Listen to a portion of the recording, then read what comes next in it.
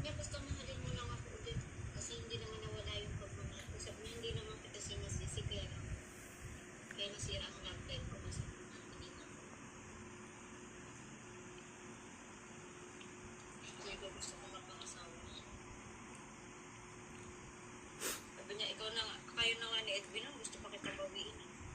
Kapal naman ako. So, O di sana ginawa niya. nagpunto pala si Mike. Para napatunayan niya kung totoo man mga pinagsasasabi niya.